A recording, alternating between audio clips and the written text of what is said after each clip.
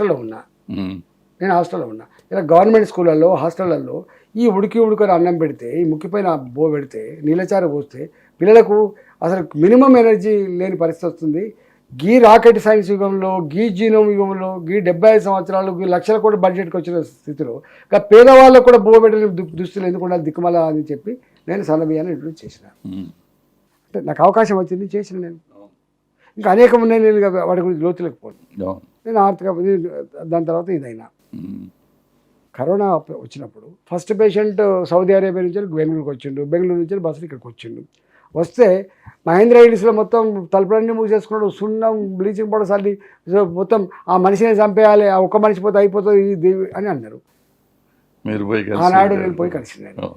నేను hospital join చేయించిన, మా డాక్టర్లు, మా నర్సులు, మా స్టాఫ్ అంతా ఉండగా నేను క్యాప్టెన్, నేను ఆ డిపార్ట్మెంట్ క్యాప్టెన్ని. ఇప్పుడు మంత్రి అంటోడు ఎక్కడో ఉండాలి. నాకు తెలిసి దేశంలో అంటే మనిషి యొక్క తత్వం ఎప్పుడు తెలుస్తుంది, మనిషి కమిట్మెంట్ ఎప్పుడు తెలుస్తుంది, అవసరం వచ్చినప్పుడు తెలుస్తుంది. నేను పోయినా, నేను ఇవాళ రేపు బీజేపీలో ఉన్నా. నేను బీజేపీలో ఉండే కష్టకాలం వచ్చింది అనుకోండి. మనం మీరు చూసినో లేదో, రష్యా ఉక్రెయిన్ యుద్ధం జరిగినప్పుడు మన ఫ్లైట్లలో మన మంత్రులు పోయింది, మీకు తెలుసు తెలియదు, మంత్రులు పోయింది, స్వయంగా మంత్రులు పోయి అక్కడ ఉండి ఆపరేట్ చేసిండ్రు, యుద్ధాన్ని ఆపి పిల్లలందరూ తీసుకొచ్చిండ్రు. ఇంతకంటే ఇక్కడ ఏమిటో చెప్పండి. కమిట్మెంట్ ఇస్ అంటే ప్రజలు ఇచ్చిన అధికారాన్ని, ప్రజలకు కష్టం వచ్చినప్పుడు ప్రజలను ఆదుకునేటువంటి, ప్రజలకు విశ్వాసం కలిగించేటువంటి ఫిలాసఫీ కావాలి, కానీ ఇంకేం ఫిలాసఫీ కావాలి చెప్పండి. ఫిలాసఫీ కావాలి ఎవరికైనా, అంతే కావాలి 100%. నేను ఒక మాట అంటున్నా మీకు భరద్వాజ్ గారు, మీరు చాలా విజ్ఞులు. నేను అడుగుతున్నా, మన దేశాన్ని పరదేశస్తులు దాడి చేయలేదంటారా? చేసినా లేదు ఎప్పుడు? అనాదిగా 500 ఏళ్ళ క్రితం, 600 ఏళ్ళ క్రితం, 700 క్రితం ఏం చేస్తారండి? ఫస్ట్ మేము రాజస్థాన్కి పోయినాం, ఆ కోటకు పోయినప్పుడు అక్కడ ఉండేటువంటి వాళ్ళు గైడ్ చేస్తారు కదా, చెప్తారు కదా ఏం జరిగిందని. మా మీద దాడి జరిగినప్పుడు ఫస్ట్ దాడిలో లొంగిపోలేదు, సెకండ్ దాడి లొంగిపోలేదు, థర్డ్ దాడి లొంగిపోయినాం, ఓడిపోయిన తర్వాత రాజు అంటే ఆయన సూసైడ్ చేసుకున్నాడట. ఎందుకు? శత్రువు చేతిలో చిక్కి వాళ్ళ హింసలు భరించకంటే.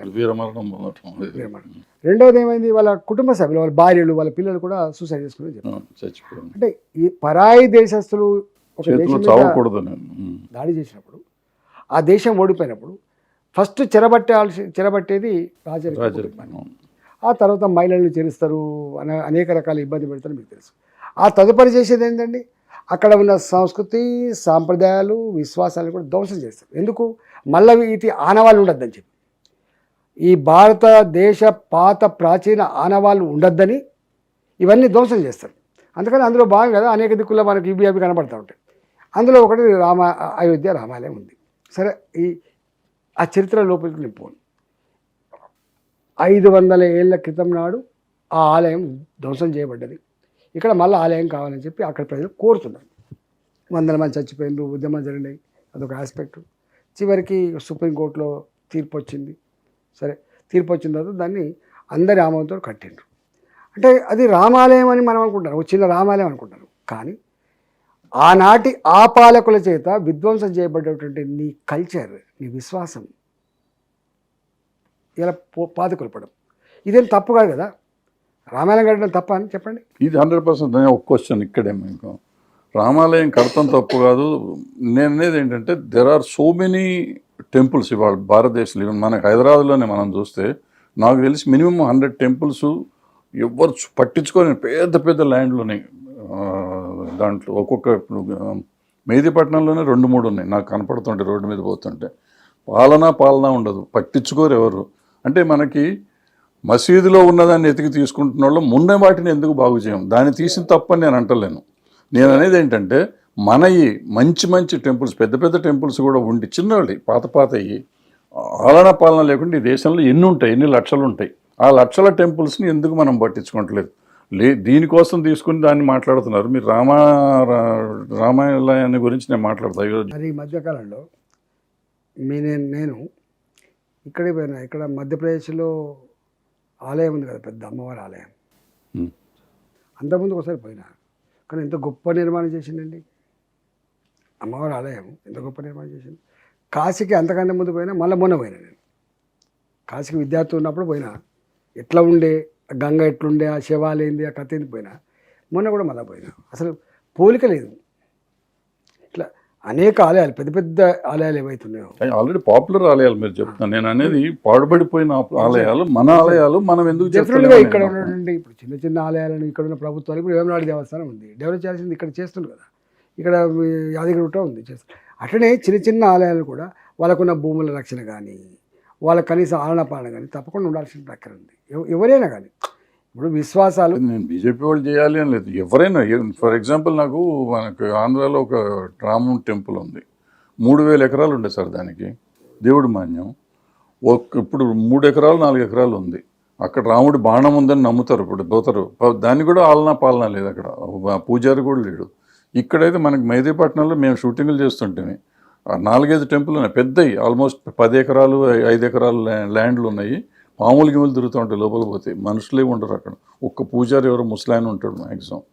ఇటువంటి చాలా ఉన్నాయి, చాలా టెంపుల్స్ ఉన్నాయి, చాలా. మేము షూటింగ్లు చేయడానికి పాడుబడి టెంపుల్ ఎత్తుక్కుంటూ పోతాం. ఎందుకు పట్టించుకోరు అనేది నా పాయింట్. పట్టించుకోవాలని మేము అంటున్నాం. పట్టించుకుంటలేదు కదా. ఇప్పుడు ఇంత రామాలయానికి ఇంత పబ్లిసిటీ ఇచ్చినప్పుడు ఇది కూడా చేయాలి కదా అంటున్నా నేను మొన్న కిషన్ రెడ్డి గారితో, టూరిజం కల్చర్ మినిస్టర్ కదా, నేను బీజేపీలో చేరినంత పోయినా, రామప్ప ఆలయాన్ని కొంత డెవలప్ చేసిండ్రు, 1000 స్తంభాల గుడి రెనోవేట్ చేసి మళ్ళీ 1000 స్తంభాలు కనిపించినాయి, ఇప్పుడు బాగుంది. అంటే కేంద్ర ప్రభుత్వం వాళ్ళ డిపార్ట్మెంట్ కింద వచ్చేటువంటి ఉన్నాయి చూసిన అవన్నీ. ఇప్పుడు ఆర్ట్స్ అంటే కాలేజ్, నేషనల్ దీని కింద ఏదో వచ్చింది, వరల్డ్. ఇప్పుడు మీకు ఆర్ట్స్ కాలేజ్ ఉంది, అది నిజాం కట్టొచ్చు కాక, ఆర్ట్స్ కాలేజ్ నిజాం కట్టొచ్చు కాక, గొప్ప కట్టడం, దానికి బ్రహ్మాండంగా మనం చేసి దానికి మొత్తం దానికి గ్లోరీ నిలబెట్టే ప్రయత్నం చేసినాం. అంటే ప్రాచీన కట్టడాలు అవి ముస్లింలేయా అవి హిందువులేయా కాకుండా అవన్నీ రక్షించేటువంటి, దాన్ని గ్లోరిఫై చేసుకునేటువంటి, వాళ్ళని అప్లిఫ్ట్ చేసే పని చేస్తున్నది. అట్లేం లేదు. ఇక్కడ చిన్న చిన్నవి ఉన్నాయి, మీరు అన్నట్టుగా చిన్న చిన్నవి ఉన్నాయి. వాటి భూములు ఉన్నంతలో, ఇప్పుడు ఉన్నంతలోనే కాపాడే ప్రయత్నం చేయాలి, ఇప్పుడైనా కనీసం వాటి డెకరేట్ చేసే ప్రయత్నం చేయాలి. ఆ ప్రాంత ప్రజానికానికి ఆ విశ్వాసాన్ని కాపాడే బాధ్యత స్థానికంగా ఉండే ప్రభుత్వాల మీద ఉంటాయి కదా, చేయాలి కదా వాళ్ళని. అదే నేను అంటున్నా.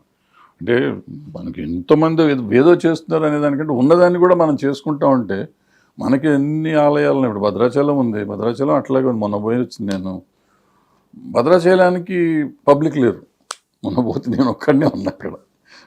అట్లా విచిత్రంగా ఉంటుంది ఇది. ఏ దానికి ఎక్కువ వస్తారో దేనికి తక్కువ వస్తారో, తిరుపతికి కొట్టుకుంటారు, భద్రాచలం రారు, ఎక్సెప్ట్ ఆ రాముడి కళ్యాణం రోజు తప్ప ఇంకెప్పుడు కనపడరు. విచిత్రంగా ఉంటుంది. ఇప్పుడు ఏంటి సార్ నెక్స్ట్ ఏంటి సార్? మీరు మొన్న ఇది లేదు కదా, మల్కాజ్గిరికి వస్తుండ్రా ఈసారి? మల్కాజ్గిరి మీరు హుజూర్ నగర్ బ్రహ్మాండంగా చేసిండ్రు, ఒక 20 yearsగా సరిపోయేటట్టు. ఇప్పుడు ఇది కూడా ఎట్లా చేస్తారో, దీనికి ఏమన్నా స్కీములు ఏమైనా పెట్టారా? అంటే ప్రజలు ఆశీర్వదించి అవకాశం ఇస్తే తప్పకుండా, నేను ఇంత సీనియర్ కాబట్టి, నాకు ఇంత చేసిన అనుభవం కూడా ఉంది కాబట్టి, ఆ అనుభవం అధికారం ఉండేది మోడీ గారి ప్రభుత్వం కాబట్టి ఉపయోగపడుతుండడానికి ఆస్కారం ఎక్కువ ఉంటుంది. మల్కాజ్గిరి అభివృద్ధి చెందడానికి ఆస్కారం ఎక్కువ ఉంటుంది. ఇప్పుడు బీఆర్ఎస్ పార్టీ అనుకో, దానికి ఇక్కడ లేదు నా అవకాశం, అక్కడ లేదు. కాంగ్రెస్ పార్టీ అనుకో, ఎంపీకి వెళ్తే ఇక్కడ అధికారం ఉండొచ్చు కానీ అక్కడ అధికారం ఉండే ప్రసక్తి లేదు. అందుకని ఎవరికి ఓటేసినా అక్కడ ప్రజలకు ఒరిగేది ఏమీ లేదు.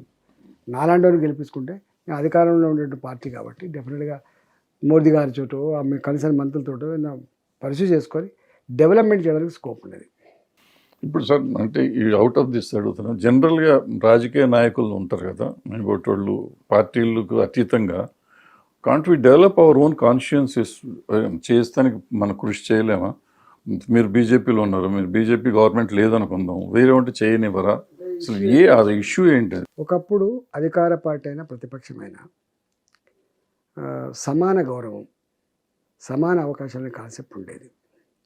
ఇప్పుడు వచ్చేటప్పటికి ఏమైపోయిందంటే, కొన్ని తెలంగాణ వచ్చిన తర్వాత చెరువులను బాగు చేయడం కానీ, కాలువలు కానీ, ప్రాజెక్టులు కానీ, ఇవన్నీ కామన్గా వచ్చినప్పటికి కూడా ఆ ప్రాంతంలో ఉన్న ప్రజల అభివృద్ధి కొన్ని స్పెసిఫిక్ డెవలప్మెంట్స్ ఉంటాయి. ఆ స్పెసిఫిక్ డెవలప్మెంట్స్ విషయంలో ప్రభుత్వం సహకరించదు. నువ్వు మా పార్టీ కాదు కదా, మా పార్టీకి రా చేస్తాం, ఇది ఈ సంకుచిత భావన వచ్చింది. అది చాలా సంకుచితము, బ్లాక్మెయిలింగ్.